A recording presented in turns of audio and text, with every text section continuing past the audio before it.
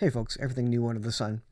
This is the timeline of the return of the Lord. This is what we've been tracking, and I've always said, it may not be 100% accurate, but I kind of move it along as we see kind of history moving by us and really showing us that Bible prophecy is coming to pass.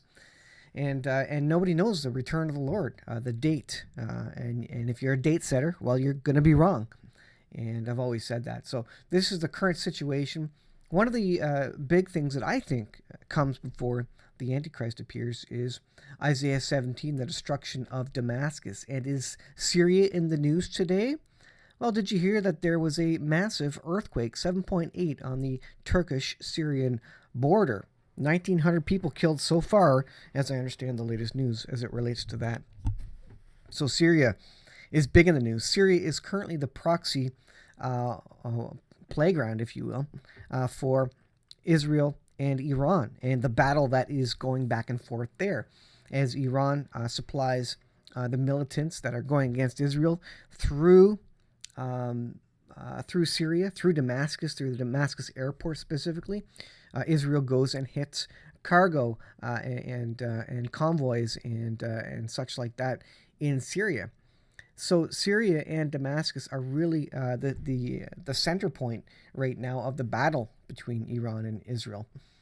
And Ezekiel 38 and 39 also speaks of nations from the north marching on Israel and taking a spoil. It speaks of a time when there's economic collapse, when there's famine, when they need money, when they need food, and they're drawn into the conflict against Israel for a particular reason. And I think it's interesting. And by the way, as a side note, folks, I would suggest to you that times are getting very serious. And if you didn't know that, obviously, if you listen to my channel, you probably know that. But things are getting very serious. If you need to get anything out of the supply chain, I would recommend you prioritize that.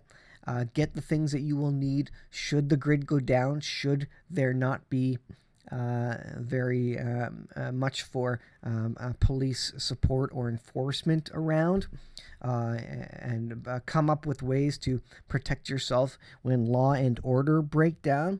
I think these things are coming, and there may be some hard times related to that. Remember, we could have a famine, we could have a blackout, a grid down situation. Nobody ever thinks that people are going to go crazy and there's violence going to occur in the Western world, because usually when the power goes out, everything is awesome. Everybody has a party. Everybody meets at friends' houses and just enjoys life. But what happens when that carries on for 2, 3, 4 days, a week, 2 weeks, 3 weeks? People get hungry. People get desperate. And people start stealing. And then people, as they're stealing, there's the confrontations. People get violent. And so you need not only a way to store, goods, food, water. You need to also protect them, and you need a way to grow food, obviously, but you also need to protect them in some fashion. So that's something that a lot of us, especially Christians, we leave out of the picture because we don't really want to get into the situation of well, how do I defend myself, or our guns, what God would want in this case. And generally speaking, we should help as many people as possible. But when it comes to the safety of your children, I believe the Lord allows for, and expects, in fact, for the men of the families and the parents to defend their children and to provide for their children if violence is coming upon them. So something you need to be thinking about. I think most Canadians are probably not prepared for that, because we've never known that in our history, really, going back 80 years. Maybe by the time you go back 100, 120, 150 years, they would know that issue with personal safety, and because of the civil wars and the growing of the nation, and the lack of RCMP and security forces, etc. But as we go forward, there will be times when people get desperate, and I think we're getting close to that. The supply chain is dwindling. Things are getting harder to get. Things are getting more expensive. There's going to be a big economic switchover and collapse here, and there's going to be there is very, very likely to be a Mad Max situation. In all definitions of of the term, whatever you think of Mad Max, there's probably going to be a flavor of that where you are. And so you need to be prepared for it, whatever that means. And that may just mean simply stashing what you have, food and water, so that simply nobody can find it. So if they come looking, there's nothing to steal because they can't find it. So that is one easy way to protect what you have. But I'm just saying, folks, it feels like the time is very short and getting shorter quickly. All right, that's enough of that. So I think we're in the year 2023. Of course, we never thought we'd get here. I did a video prior about the age of Christ, and we looked at the idea of the range of dates that are possible based on the age of Christ. So he died on the cross for our sin at about the age 33. Now, of course, scholars understand or believe that Jesus died prior to the start of the Gregorian calendar. So not year 1 on the Gregorian calendar, but 2 or 3 or 4 years prior to that. So it doesn't start properly. Otherwise, 2,000 years since his death. The Gregorian's based on the birth of Christ, so it's not based on the death of Christ at all. It doesn't try to. It's not supposed to be based on that. But the big question is, when did he die? And that kicks off. Does that kick off the last 2 days or 2,000 years of history of the world, or the last, in total, last 6,000 years of history of man, going into the millennial reign of Christ, which is the rest day, and that's the question. When, what is the range there, and what did we come up with? Well, we came up with the years 2023 to 2029, and so that's the kind of the period for the time when the 7-year period could start somewhere within that range. You see there at the bottom of that text. Now, again, we talked through that in another video, and I won't ramble on too much about that because I have a habit of doing that. Anyways, that's kind of the range we're looking at, and so we don't know, but we're looking up because our redemption is drawing nigh. Things are turning in this world very, very quickly, and you need to be on guard. You need to be prepared. Use your brain. Don't sit idly by. Don't think you're going to get raptured out. Maybe we will be, but if we don't get raptured out, what are you going to do? Are you going to be able to provide for your family, for your dependents? If you're single, maybe you don't care. Maybe you're happy to starve. But if you have kids, you're probably going to want to set aside some money, set aside some food, so that at least you can say you tried a little bit. All right. Gog Magog. This is an interesting one. This is from IsraelHayom.com.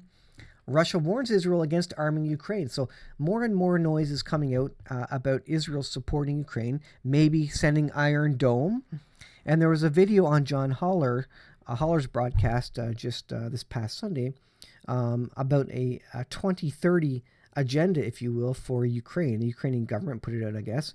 And it described Iron Dome missile defense systems around every major factory or town in Ukraine. And I thought it was interesting that they specifically said Iron Dome, because that's the name, of course, of Israel's technology. And Putin does not want Israel to give Ukraine their technology, because that would defeat a lot of what Russia has to go against Ukraine and to take Ukraine. So what if they did? Well, it may be that if Israel did deploy that to Ukraine, that Putin then would march on Israel to take that out, to take away that technology.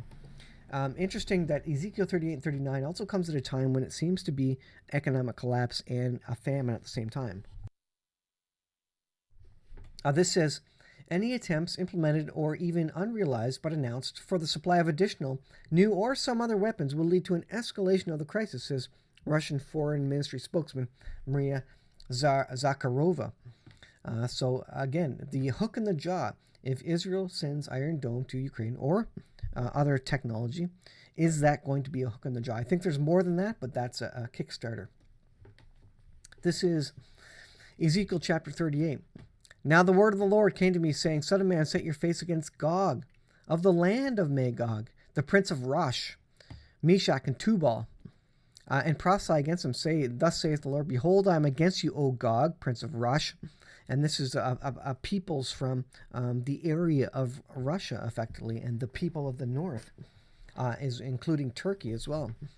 I will turn you around and put hooks in your jaws and lead you out with all your armies, horses, and horsemen. Now, this is interesting.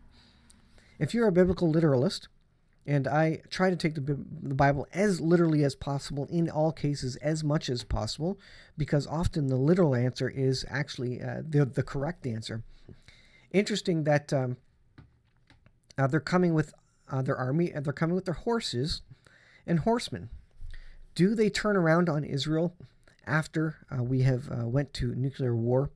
EMP blasts have been detonated, and no one has technology anymore. They've literally reverted to horses. And also, look at this. What are they coming when they come on their horses with their horsemen? A great company, bucklers and shields, handling swords. What are they coming with? Persia, Ethiopia, Libya with them. All of them with shield and helmet. Gomer and all its troops, the house of Togarmah. It says, after many days you will be visited. In the latter days you will come into the land of those brought back from the sword. Speaking of the land of Israel and the Jews. You will ascend like a storm. And it goes on here. I will go to a peaceful people who dwell safely, all of them without walls, having neither bars nor gates, to take plunder. So why are they coming? It seems like they're coming because there's been an economic collapse and they need money and food. To take plunder, to stretch out our hand against the waste places that are again inhabited, and against the people gathered from nations who have acquired livestock and goods. What are they coming for? They're coming for livestock and goods, food and wealth. Is that because the economy just collapsed? Because we effectively went to World War III and nuclear weapons were detonated, EMP blasts were detonated, technology is now destroyed, and the economy has reset, and Russia needs some resources at that point in time? So have you come to take plunder, says the Western nations, basically. It says, Sheba and Dedan, the merchants of Tarshish. Now this refers to Britain, basically. And the young lions suggest that, well, maybe that's the U.S. and the countries that have come out of the U.K., Canada, Australia, those sorts of countries that have really, again, came out of Britain as a nation. And so the Western leaders, Britain and the rest of the U.S., are saying, have you come to take plunder? Have you gathered your army to take booty, to carry away silver and gold and livestock? Now, Russia has a lot of gold. Russia has a lot of livestock, and they now have part of Ukraine, which is the breadbasket of the world. Why do they need gold and money and livestock and food? Probably because it comes at a time of economic collapse and great famine. That's what I submit to you. And this is what we see happening in the world. This is the way the world is moving with sanctions on Russia. And there's been no really walking down or pulling back really from the precipice of World War III.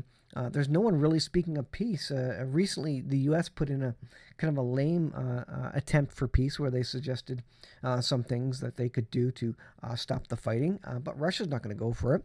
Remember, this is an existential battle on both sides. It's an existential battle for Russia because if they lose, they are shunned from the rest of the world at this point, from world trade, etc. If the U.S. loses, if NATO loses, that's the end of the U.S. hegemony. It's the end of the U.S. dollar as the world reserve currency because nations like Russia, China, Saudi Arabia, they want to move away from the U.S. dollar and trade in their own dollars, in their own money, and also in gold and silver. They want a backing for that, and that would completely destroy the U.S. if they lost the world reserve currency. Why? Because they wouldn't be able to print money out of thin air. That's the only reason they're in control right now, because they're the only one with the printing press that can make as much money as they want. So, folks, we are moving towards World War III very quickly. I think you need to get prepared because it's back here in the West. Even if that battle doesn't touch us directly, I think there's going to be great economic collapse, great famine, to the point where we're also desperate that most people are going to accept a mark of the beast and a one world government and an antichrist figure, and that's how close I think we are. I have this article about China ready to invade Taiwan by 2027, but I think when they say 2027, they're probably shooting much earlier than that. Chinese leader Xi Jinping has ordered his military to be prepared to invade the island nation by 2027. And again, when any leader comes out and sets a date, obviously they're not going to give that away as intelligence to the army of the other nation. Obviously, they're going to. This is a fake number, and really they subtract what 2, 3, 4, 5 years from that, and that's actually when they're going to be ready. And of course, countries on either side know that as well. But you can't, a military analyst can't assume that they're only going to intend to invade by 2027. Just doesn't make any sense. So as we go back to the timeline of the return of the Lord, I think we're very, very close. All of the things are converging. All we need, a world war or the dropping of one nuclear weapon, I think, would trigger economic collapse, would trigger famine across the world. It would send a shockwave. And not only would you not have food if you're sitting in your comfortable warm house in Canada or your comfortable warm house in the United States or wherever in the West, but your energy prices would be skyrocketing. You would not be able to pay your bills. And as people can't pay their bills, what do? They get desperate. They start going to steal things. And if they're looking on your property to steal something, what are you going to do? Are you going to defend it or are you going to give it to them? And you need to decide what you're going to do in that situation. And if you have all your food readily available and accessible, they're going to knock on your door. And if they're desperate, they're not going to take no for an answer. They're not going to be polite about it, folks. This is what we don't understand in the West. We think, if there's a power outage, we're just going to be, we're just going to all go down watch TV or something. No, people are going to be desperate, losing their homes. They're going to be starving. They're going to be dying, and they're going to be knocking on your window for whatever they need. And again, this is what you need to prepare your heart and mind for in these last days. And I think it could very well get to that point. So I'm just, tipping the hat to you, finger on the side of the nose sort of thing. Be prepared. How are you going to deal with that? Can you either hide or protect your loved ones and what you prepared? But you can't just let someone come and steal everything, because then how are you going to feed your neighbors? We are Christians. We're going to feed our neighbors. We're going to feed others. We're going to love others and do what we can. But if we allow someone just, from the city to come run out and steal everything, then what are you going to do? All right? And they're going to do that to everybody. So, folks, be prepared. I'll leave it there. We'll talk to you in the next video.